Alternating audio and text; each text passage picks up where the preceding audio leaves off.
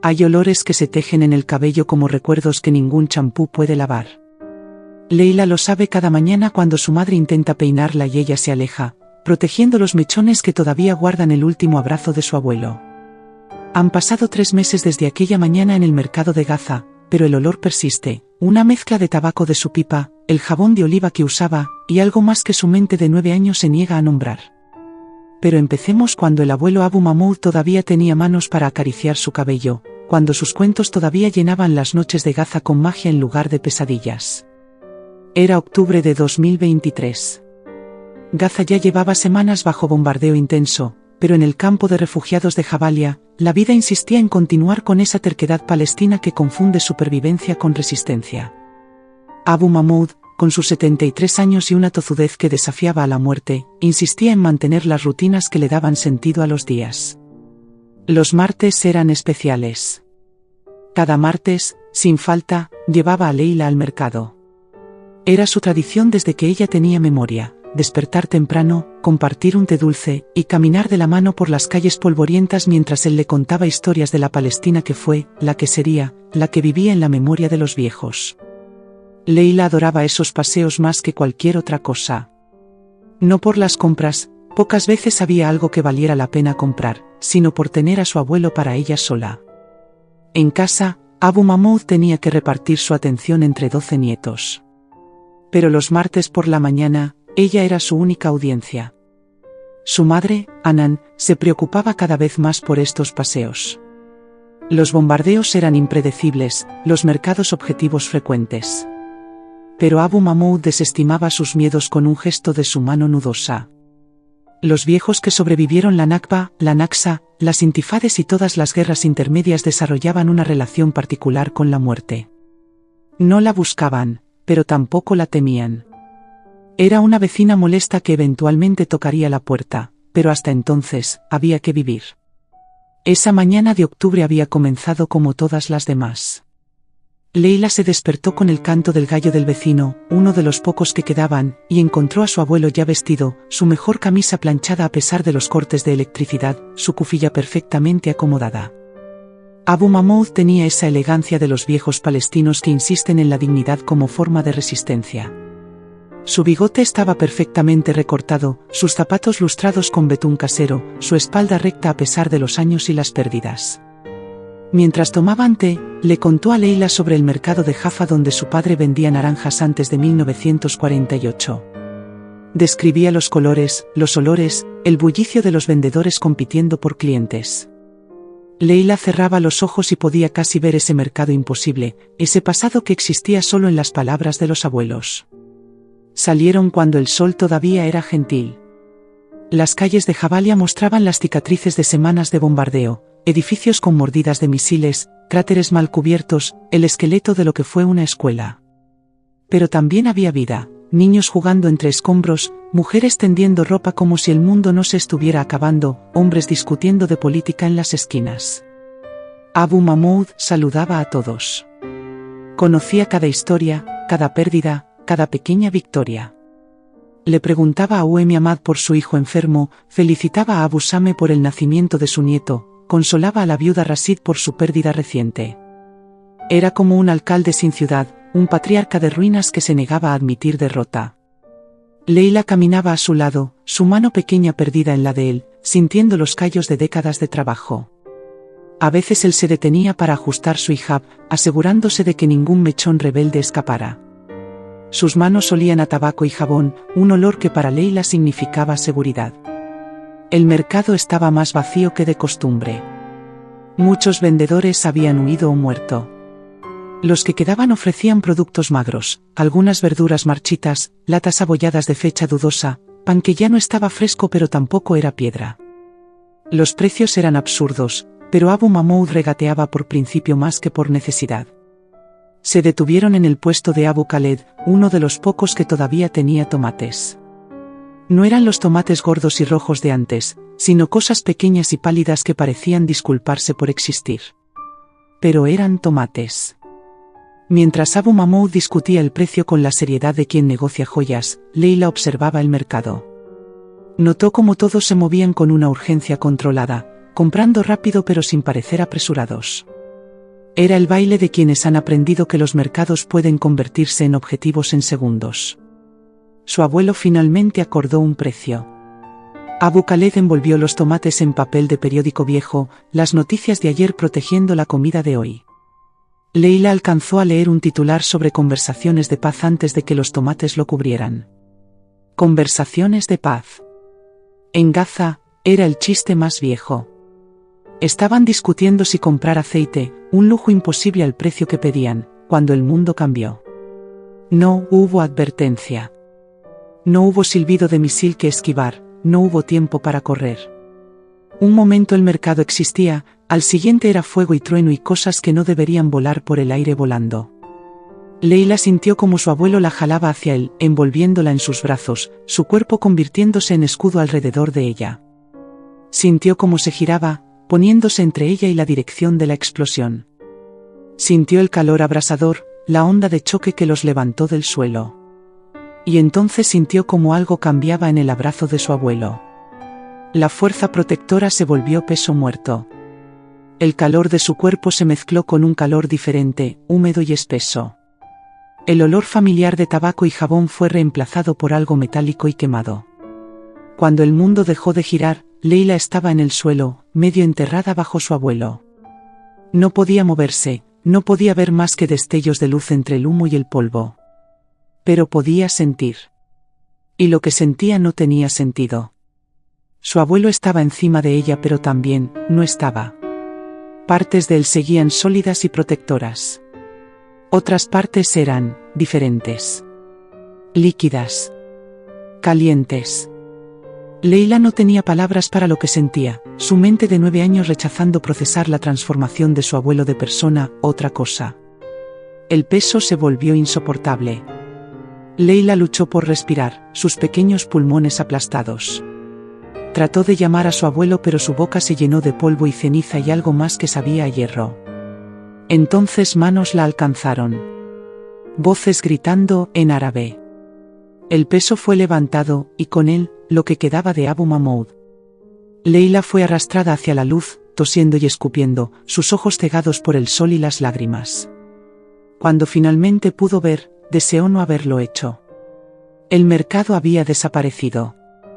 En su lugar había un cráter humeante rodeado de cosas. Cosas que habían sido personas. Cosas que habían sido puestos. Cosas que no deberían existir fuera de las pesadillas. Buscó a su abuelo con la mirada.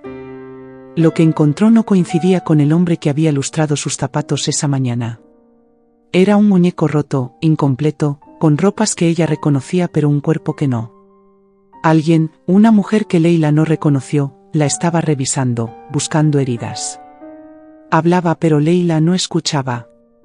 Todo su mundo se había reducido a una realización horrible, estaba cubierta de su abuelo. Su ropa, su piel, su cabello, todo estaba salpicado, empapado, impregnado con lo que había sido Abu Mahmoud. El olor era abrumador. Ya no tabaco y jabón. Ahora era carne quemada y metal y algo dulzón que le revolvía el estómago. Estaba en todas partes. En su ropa. En su piel. En su cabello especialmente, donde la sangre y otros fluidos se habían mezclado con el polvo para formar una pasta espesa. La llevaron al hospital, lo que quedaba de él. Le revisaron por lesiones, milagrosamente, solo contusiones y shock. Le ofrecieron limpiarla pero Leila se negó con una vehemencia que sorprendió a las enfermeras. No podían entender por qué esta niña cubierta de sangre y restos se negaba a ser lavada. Pero para Leila, esa suciedad era todo lo que quedaba de su abuelo. Lavarlo sería admitir que se había ido. Sería borrar la última prueba de que había existido. Mientras pudiera olerlo, mientras pudiera sentir el peso de sus restos en su cabello, él no estaba completamente muerto. Su madre llegó al hospital enloquecida de preocupación. Lloró al ver a Leila viva, lloró más al entender por qué estaba viva. Abu Mahmoud había hecho lo que los abuelos hacen, proteger con el cuerpo cuando no queda nada más que ofrecer. Anan trató de limpiar a Leila, pero la niña se resistió como un animal salvaje. Gritaba cada vez que alguien tocaba su cabello. Se escondía en las esquinas, protegiéndose la cabeza con las manos. El olor se volvía más fuerte con el paso de las horas, pero Leila lo guardaba como un tesoro macabro. Los doctores hablaron de trauma. Las enfermeras susurraban sobre la niña que no dejaba que la bañaran. Pero nadie entendía. No era terquedad o trauma simple. Era amor transformado en algo terrible por la guerra. Finalmente, agotada por la resistencia de Leila, Anan la llevó a casa sin limpiar. La familia, lo que quedaba de ella, se reunió para el funeral.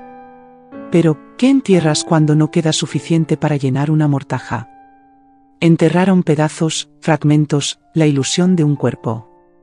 Leila no fue al funeral. Se quedó en casa, sentada en un rincón, tocándose el cabello donde la sangre se había secado en costras. Podía sentir pedazos de cosas enredadas en sus mechones. Parte de ella sabía qué eran. Parte de ella se negaba a saberlo. Los días pasaron. El olor empeoró. De metálico y quemado pasó a algo pútrido. La familia no podía acercarse a Leila sin cubrirse la nariz. Pero ella parecía no notarlo, o notarlo y atesorarlo. Era su secreto horrible, su última conexión con Abu Mahmoud.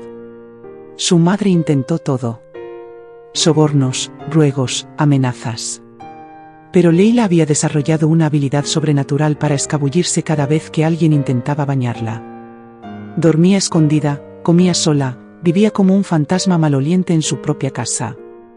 Una noche, su primo Ahmed, solo un año mayor, le preguntó directamente por qué no se lavaba el cabello. Leila lo miró con ojos que habían visto demasiado y le dijo la verdad simple y terrible. Su abuelo estaba en su cabello. Pedazos de él. Su sangre, su piel, tal vez más.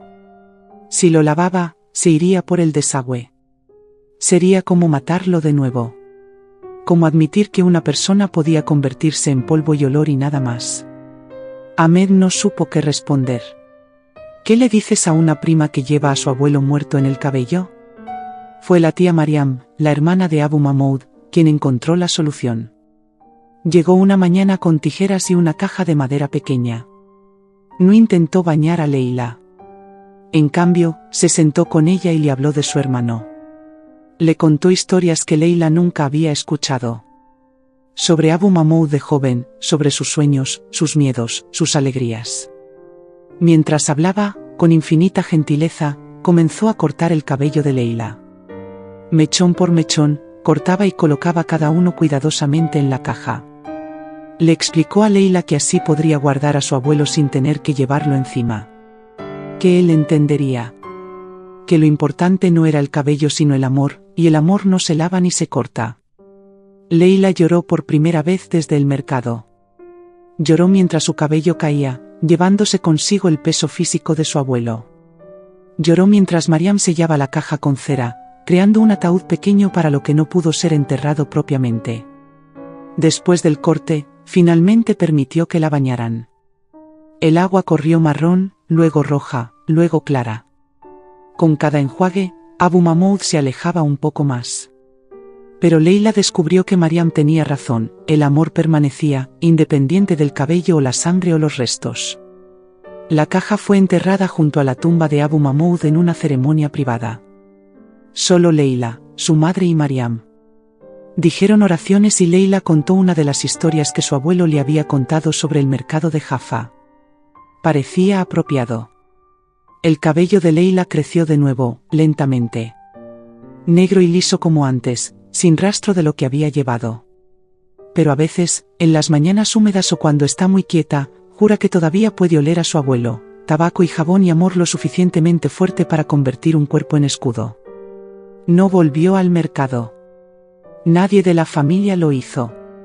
Fue reconstruido eventualmente, como todo en Gaza es reconstruido una y otra vez. Pero para Leila, el mercado murió con Abu Mahmoud, se convirtió en polvo con él, se lavó por el desagüe con su cabello cortado. Ahora, a sus 9 años que parecen 90, Leila entiende cosas que ningún niño debería entender. Que las personas pueden convertirse en polvo en un instante.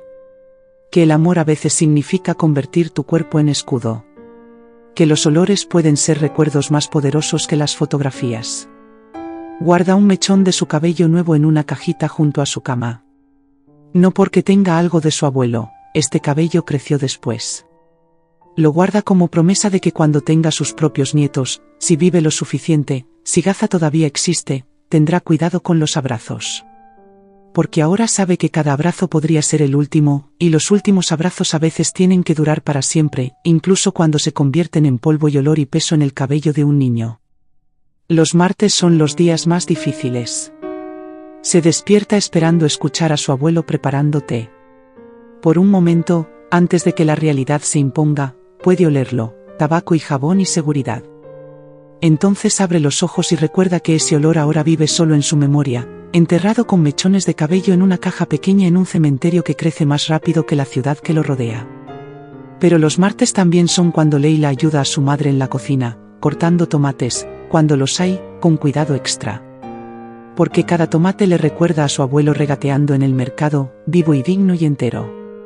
Y mientras cocina, cuenta las historias que él le contó, manteniéndolas vivas para cuando tenga a alguien a quien contárselas. Es su forma de resistir. No con piedras o consignas, sino con memoria. Recordando a un hombre que lustró sus zapatos para ir a morir, que la envolvió en sus brazos para que ella pudiera vivir, que se convirtió en polvo pero dejó historias que ninguna bomba puede destruir. Y a veces, cuando el viento sopla del este llevando olores del mar que Gaza no puede alcanzar, Leila toca su cabello corto y sonríe. Porque sabe que en algún lugar, en alguna caja, en algún cementerio, una parte de ella todavía abraza a su abuelo. Y en Gaza, donde los abrazos pueden convertirse en escudos y los abuelos en polvo, eso es su propia pequeña victoria contra la muerte.